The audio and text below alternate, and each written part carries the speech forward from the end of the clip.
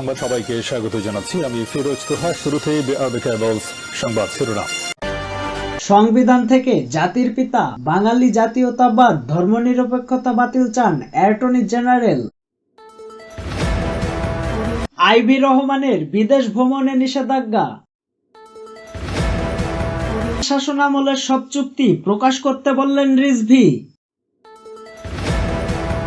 হামলা করলে আওয়ামী লীগের পুনরুত্থানের সম্ভাবনা আরও বাড়বে, আনু মাহমুদ। বিকৃত রুচির সমাজ বিধ্বংসীকে উপদেষ্টা হিসেবে দেখতে চাই না, যা বলছেন চরমোনাই পীর। সংবিধান থেকে জাতির পিতা বাঙালি জাতীয়তাবাদ ধর্মনিরপেক্ষতা বাতিল চান attorney general. Attorney general Mohammad Asaduzzaman আজ সংবিধানের ব্যাপক সংশোধনীয় আহ্বান জানিয়েছেন। তিনি সমাজতন্ত্র, বাঙালি জাতীয়তাবাদ, ধর্মনিরপেক্ষতা এবং বঙ্গবন্ধু শেখ মুজিবুর রহমানকে জাতির পিতা হিসেবে অভিহিত করার মতো গুরুত্বপূর্ণ বিধানগুলো বাদ দেওয়ার প্রস্তাব দিয়েছেন। পঞ্চদশ সংবিধান সংশোধনীর বৈধতা নিয়ে শুনানির পঞ্চম দিনে তিনি যুক্তি দেন যে এই পরিবর্তনগুলো দেশের গণতান্ত্রিক এবং ঐতিহাসিক মূল্যবোধের সঙ্গে সংবিধানকে সামঞ্জস্যপূর্ণ করবে। অ্যাটর্নি জেনারেল পঞ্চদশ সংশোধনীতে বাতিল হওয়া গণভোটের বিধান পুনর্স্থাপনেরও দাবি করেছেন। শুনানির পর সাংবাদিকদের সঙ্গে আলাপকালে অ্যাটর্নি জেনারেল বলেন, পঞ্চদশ সংশোধনী বহাল রাখা মুক্তিযুদ্ধ, 1990 এর গণ অভ্যুত্থান এবং 2007 জুলাই বিপ্লবের চেতনাকে ক্ষুণ্ণ করবে। এই সংশোধনী আবু সাইদ এবং মুগ্ধের মতো শহীদদের আত্মত্যাগের সঙ্গে বিশ্বাসঘাতকতা করেছে। তিনি এই সংশোধনীকে স্বৈরাচারী শাসনকে দীর্ঘস্থায়ী এবং সংবিধানের সর্বোচ্চতাকে লঙ্ঘন করার অভিযোগ করেন। আইনের শাসনের ওপর সরাসরি আক্রমণ। তিনি আরো বলেন যে এই সংশোধনী নাগরিকদের মধ্যে বিভাজন সৃষ্টি করে এবং দেশের রাজনৈতিক স্থিতিশীলতা বিনষ্ট করে। সংবিধানের প্রস্তাবনায় শেখ মুজিবুর রহমানকে জাতির পিতা হিসেবে অন্তর্ভুক্ত করার বিষয়ে আসাদুজ্জামান বাংলাদেশের স্বাধীনতা।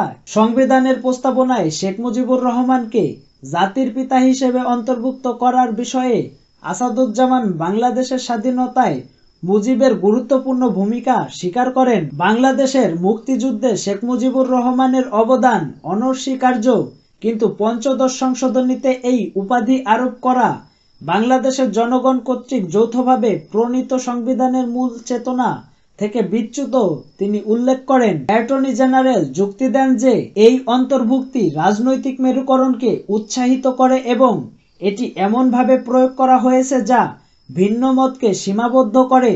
আইভি রহমানের বিদেশ ভ্রমণে নিষেধাজ্ঞা। নারায়ণগঞ্জ সিটি কর্পোরেশনের সাবেক মেয়র ডক্টর সেলিনা হায়াৎ আইভির বিদেশ যাত্রায় নিষেধাজ্ঞা জারি করেছে আদালত। দুর্নীতির এক মামলার তদন্তের স্বার্থে বুধবার ঢাকা মেট্রোপলিটন সিনিয়র স্পেশাল জজ আদালত এ আদেশ দেন।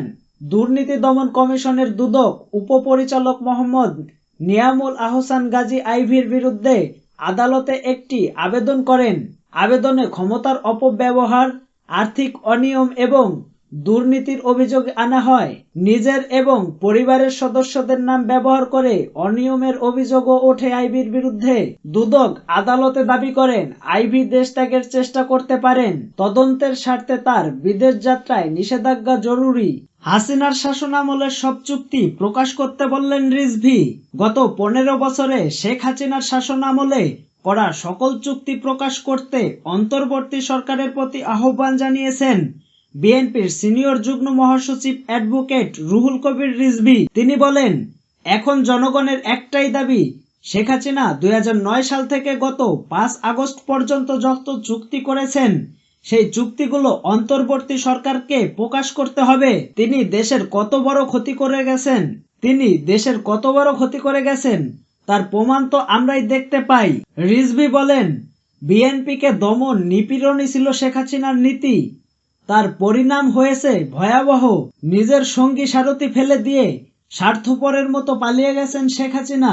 তিনি বলেন, শেখ হাসিনা শুধু নিজের ক্ষমতাকে ধরে রাখার জন্য বাংলাদেশের স্বাধীনতা, সার্বভৌমত্ব তিনি পার্শ্ববর্তী দেশের কাছে জিম্মি করে দিয়েছিলেন। বিএনপির সিনিয়র যুগ্ম মহাসচিব বলেন, আদানি বলে ভারতের একটা কোম্পানি তার সাথে বিদ্যুতের অত্যন্ত অসম চুক্তি করেছে। আদানির কাছ থেকে কেনা 1 ইউনিটের দাম 12 টাকা। পৃথিবীর কোথাও এত দাম দিয়ে বিদ্যুৎ কেনা হয় না। তিনি বলেন, শেখ হাসিনা আদানির সঙ্গে চুক্তি করেছিলেন একটা অসৎ উদ্দেশ্য নিয়ে। তাকে যদি কখনো পালাতে হয় তাহলে আদানি তাকে অর্থায়ন করবে। জনগণের কল্যাণের জন্য শেখ হাসিনা আদানির সাথে কোনো চুক্তি করেননি। না হলে আদানি কেন হুমকি দেবে? শেখ হাসিনার কোনো দেশপ্রেম ছিল না, তার ছিল ভারত প্রেম। হামলা করলে আওয়ামী লীগের পুনরুত্থানের সম্ভাবনা আরো বাড়বে। আনু মাহমুদ। সরকার ও সাধারণ জনগণের প্রতি উদ্দেশ্য করে জাহাঙ্গীরনগর বিশ্ববিদ্যালয়ের অর্থনীতি বিভাগের সাবেক অধ্যাপক আনু মাহমুদ বলছেন, আওয়ামী লীগের লোক পরিচয় পাওয়া গেলে তাদের উপরে হামলা করলে তাদের পতন হবে না। এতে আওয়ামী লীগের পুনরুত্থানের সম্ভাবনা আরো বাড়বে। এতে গণ অভ্যুত্থানের যে শক্তি তার বিরোধিতা করা হবে। আপনারা যদি এমন কাউকে চেনেন যারা হামলা ও বিদ্বেষী তৎপরতা চালাচ্ছে, তাহলে মনে করবেন তারাই পতিত স্বৈরাচারের দোসর সহযোগী হিসাবে কাজ করছে। তাদের থামানোটা আপনাদের অন্যতম বড় দায়িত্ব। বুধবার জাতীয় প্রেস ক্লাবে জহুর হোসেন চৌধুরী হলে বাসদ আয়োজিত গণ অভ্যুত্থান পরবর্তী বাংলাদেশ ও সংস্কার সম্ভাবনা শীর্ষক আলোচনা সভায় তিনি এসব কথা বলেন। আনু মাহমুদ বলেন, গণ অভ্যুত্থানের 2টা সাফল্য স্বীকার করতে হবে। 1, এই অভ্যুত্থানের মধ্য দিয়ে একটা অত্যাচারী শাসক গোষ্ঠীর পতন হয়েছে। দ্বিতীয়, রাজধানী সহ সারা দেশে বিভিন্ন প্রস্তাব হচ্ছে, আলোচনা বিতর্ক হচ্ছে, এটা দ্বিতীয় সাফল্য। তিনি বলেন, আন্দোলনের মধ্য দিয়ে মানুষের যে প্রত্যাশা তৈরি হয়েছে তা কিভাবে বাস্তবায়ন হবে? মানুষের প্রত্যাশার প্রতিফলন সরকারের মধ্যে পড়েছে, এটা আমার মনে হয় না। সরকারের ভূমিকা এই প্রত্যাশার সঙ্গে তাল মিলিয়ে চলছে, এটা বলা যায় না। দেয়ালের গ্রাফিকগুলোর মধ্যে যে আকাঙ্ক্ষা ব্যক্ত হয়েছে সেটা সরকারের ভূমিকার চেয়ে অনেক বেশি পরিণত মনে হয়েছে। দেয়ালে যেমন অন্তর্ভুক্তিমূলক অবস্থা দেখা যাচ্ছে, সরকারের ভূমিকার মধ্যে আমি সেটা দেখতে পাচ্ছি না। 1971 এবং 2024কে মুখোমুখি নিয়ে যাওয়ার প্রবণতা দেখা যাচ্ছে উল্লেখ করে তিনি বলেন, 71কে 24-এর মুখোমুখি দাঁড় করানো বা বিপরীতে নিয়ে যাওয়া খুবই ঝুঁকিপূর্ণ একটি প্রবণতা। কি কারণে 1971 থেকে 24 বিচ্ছিন্ন হবে? 71 এই জনপদের মানুষ সবচেয়ে বড় প্রতিরোধের জায়গা, অভ্যুত্থানের জায়গা, জনগণের আত্মবিশ্বাসের জায়গা। এখনো 71 থেকেই মানুষ অনুপ্রেরণা পায়।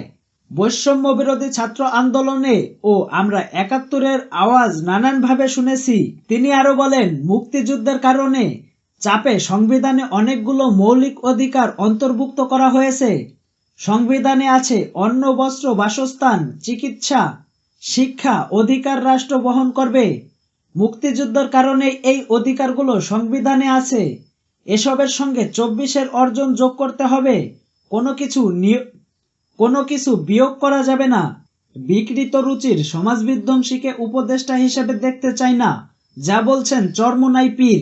একজন বিকৃত রুচির সমাজবিধ্বংসী, ইসলাম বিদ্বেষী এবং হেফাজত গণহত্যার সমর্থনকারীকে উপদেষ্টা পরিষদের সদস্য করায় চরম ক্ষোভ প্রকাশ করেছেন ইসলামী আন্দোলন বাংলাদেশের আমির মুফতি সৈয়দ মোহাম্মদ রেজাউল করিম পীর সাহেব চরমোনাই। বুধবার এক বিবৃতিতে পীর সাহেব চরমোনাই অন্তর্বর্তী সরকারকে নতুন করে বিতর্কিত উপদেষ্টা নিয়োগে বিস্ময় ও ক্ষোভ প্রকাশ করেন। চরমোনাই পীর প্রধান উপদেষ্টার প্রতি প্রশ্ন রেখে বলেন, বাংলাদেশে কি যোগ্য ও সৎ মানুষের অভাব ছিল যে ফ্যাসিস্টদের দোসর বিকৃত রুচির সমাজবিধ্বংসীকে উপদেষ্টা পরিষদে অন্তর্ভুক্ত করতে হবে? এমন বিতর্কিত লোককে অন্তর্বর্তী সরকারে অন্তর্ভুক্তি করায় পুরো অন্তর্বর্তীকালীন সরকারকেই প্রশ্ন মুখে ফেলেছেন। একজন বিতর্কিত লোককে অন্তর্বর্তী সরকারের অন্তর্ভুক্তি করায় পুরো অন্তর্বর্তীকালীন সরকারই প্রশ্নের মুখে পড়েছে। এক সমাজবিধ্বংসী, ইসলাম বিরোধী এবং খুনিদের সহযোগী উপদেষ্টা হিসাবে পরিষদে অন্তর্ভুক্ত করায় দেশের শান্তিকামী, দেশপ্রেমিক জনতা চরমোনাই একজন সমাজবিধ্বংসী, ইসলাম বিরোধী এবং খুনিদের সহযোগী উপদেষ্টা পরিষদের অন্তর্ভুক্তি করায় দেশের শান্তিকামী দেশপ্রেমিক জনতা চরমভাবে ক্ষুব্ধ ও মর্মাহত। তিনি আরো বলেন, উপদেষ্টা পরিষদের নতুন উপদেষ্টা চিত্র নির্মাতা মোস্তফা সরোয়ার ফারুকী তার নির্মিত নাটক ও সিনেমার মাধ্যমে সমাজে পরকীয়া, সমকামিতা এবং বিকৃত রুচির প্রসার সমাজ বিধ্বংসী ভূমিকা পালন করে আসছে। আমাদের ধর্মীয় ও সামাজিক মূল্যবোধের চরম বিরোধী এমন এক বিকৃত রুচির মানুষ জুলাই বিপ্লবের পরবর্তী সরকারের উপদেষ্টা হতে পারে না। তাছাড়া সরোয়ার ফারুকী 2013 সালে মতিঝিলের শাপলা চত্বরে নিরীহ হেফাজত কর্মীদের উপর আওয়ামী ফ্যাসিস্টদের চালানো গণহত্যার একজন সমর্থক। তিনি একজন চিহ্নিত সহভাগী এবং পতিত সরকারের দোসর। তার নিয়োগে আওয়ামী ফ্যাসিস্টদেরকে পুনর্বাসনের চেষ্টা হচ্ছে কিনা তা নিয়েও জনমনের সংশয় ও সন্দেহ দেখা দিয়েছে বলেও বিবৃতিতে জানান পীর চরমোনাই পীর। বিতর্কিত উপদেষ্টাদের অবিলম্বে অপসারণ করে যোগ্য ও দেশপ্রেমিক সৎলোককে উপদেষ্টা পরিষদে অন্তর্ভুক্ত করার আহ্বান জানান।